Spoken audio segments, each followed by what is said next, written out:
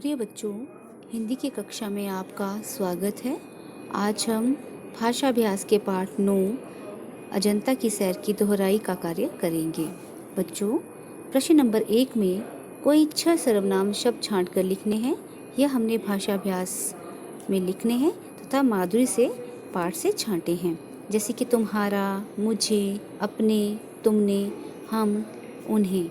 अब इसी आधार पर हमने वाक्यों का निर्माण करना है। तुम्हारा पत्र मिला, तुमने छुट्टियों में क्या किया, हम सब रेलगाड़ी से मामा जी के घर गए। बच्चों, अब हमने सर्वनाम शब्दों को लिख कर याद करना है। प्रश्न नंबर 2 में हमें वाक्यों को ध्यानपूर्वक पढ़ना है। जैसे मामी जी हमें देखकर बहुत खुश हुई। शहरों में धनी व्यापारी रहते थे। वे लोग लंबी और पतली आंख को सुंदर मानते थे। वहाँ के शहर, कस्बों और इमारतों की दीवारें आमतौर पर सपाट और कोरी होती हैं। अब ऊपर दिए गए वाक्यों में से मोटे काले शब्दों को छांटकर लिखना है और बताना है ये किसकी विशेषता बता रहे हैं। खुश मामी जी थी। धनी व्यापारियों के बारे में बताया गया है। लंबी आँख, सपाट कोरी दीवारें, सुंदर आँख और पतली आँख। अब बच्चों, हम परिभाषा की ओर बढ़ते हैं। संज्ञा या सर्वनाम की विशेषता बताने वाले शब्दों को विशेषण कहते हैं। जिसकी विशेषता बताई जाए उसे विशेष्य कहते हैं। प्रश्न नंबर 3 में नीचे दिए गए चित्रों के आधार पर विशेषण और विशेष्य लिखिए। बच्चों, यहाँ पर पेड़ का चित्र दिया गया है, मोटा आदमी का चित्र दिया गया है, लाल फूल या सुंदर फूल का चित्र दिया गया है, गर्म चाय का चित्र दिया गया है। तो हमें इसी में से विशेषण और विशेष्य छांटने हैं। हरा पेड़, हरा विशेषण, पेड़ विशेष्य। मोटा आदमी, मोटा विशेषण, विशेष्य आदमी। लाल गुलाब, लाल गुलाब की विशेषता है और गुलाब जो है वह विशेष्य है।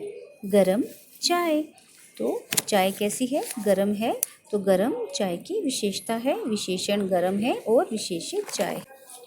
प्रिय बच्चों, प्रश्न नंबर 4 में नीचे दिए गए विशेषणों के लिए 4 विशेषण लिखने हैं। जैसे तितली, तितली विशेष्य शब्द है। अब हमें इसका विशेषण बनाना है। सुंदर तितली, न्यारी, रंग बिरंगी छोटी तितली। ख में पत्ता दिया गया है, पत्ते का चित्र है, तो पत्ता हरा है, छोटा है, पतला है, नाजुक है। इसी तरह से लड्डू का चित्र दिया गया है। लड्डू कैसा होता है? गोल, बड़ा, पीला, मीठा।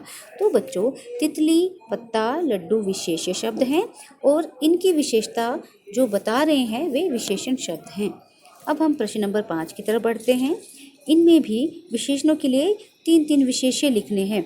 रंग बिरंगा, साफ, पका, गीला, रोचक, बड़ा। अब हम इनसे विशेष्य 3 विशेष्य लिखेंगे। रंग बिरंगा झंडा, घर, रुमाल।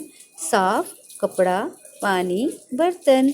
पका खाना, फल, पपीता। गीला चेहरा, फर्श, तौलिया। रोचक खेल, कहानी, किस्सा। बड़ा मकान, भाई, लड़का। प्रिय बच्चों, अब हम विशेषण और विशेष्य शब्द को लिख कर याद कर लेंगे। अब हम प्रश्न नंबर 6 की ओर बढ़ते हैं।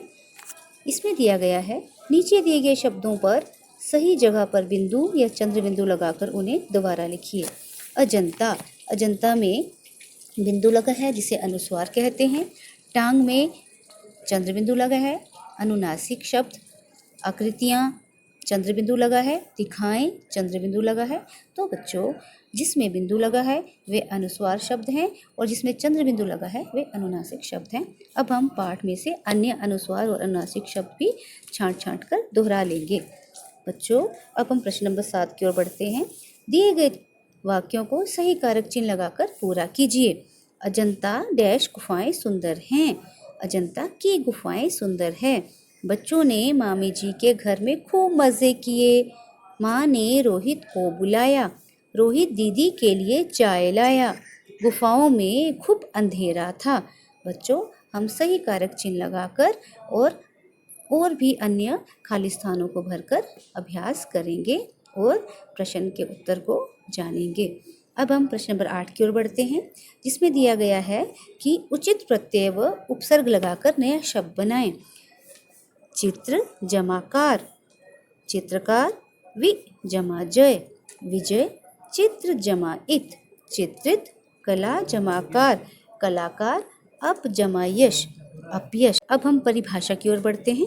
जो शब्दांश मूल शब्द के अंत में जोड़कर नया शब्द बनाते हैं और उसके अर्थ में विशेषता या बदलाव लाते हैं, उन्हें प्रत्यय कहते हैं। अगली परिभाषा है, जो शब्दांश मूल शब्द के आगे जोड़कर नया शब्द बनाते हैं और उनके अर्थ में विशेषता या बदलाव लाते हैं, उन्हें उपसर्ग कहते हैं। प्रिय बच्चों, अब हम प्रश्न नंबर 9 की ओर बढ़ते हैं, जिसमें दिया गया है नीचे दिए गए शब्दों के उचित वचन वाले रूपों से वाक्यों को पूरा कीजिए। हमें कुछ शब्द दिए गए हैं, अब हम उन्हीं के आधार पर इन खाली स्थानों को भरेंगे। चिड़ियों ने आम के डैश पर घोंसला बनाया, आम के पेड़ पर घोंसला बनाया। गुफाओं में सुंदर चित्र थे, प्रदर्शनी में ढेर सारी मूर्तियां थीं। हमें पेड़ों को नहीं काटना चाहिए, उसने अपने चित्रों की प्रदर्शनी लगाई। मेले में बच्चों ने जलेबी खाई। तो बच्चों, उचित वचन वाले रूपों को लिख लिख कर दोहरा लें और अन्य खाली स्थानों को भी भरें। प्रिय बच्चों, अब मैं प्रश्न 10 की ओर बढ़ती हूँ, जिसमें रोचक यात्रा के बारे में नानी जी को बताते हुए पत्र लिखना है।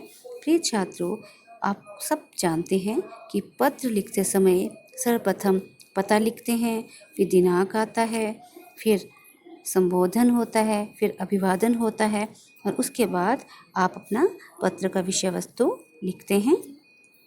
प्रिय बच्चों, अब आप भी अपनी किसी रोचक यात्रा को बताते हुए अपनी नानी जी को पत्र लिखिए और उन्हें बताइए कि आपने कौन सी रोचक यात्रा का आनंद लिया। इसी के साथ अगली कक्षा में मिलूंगी।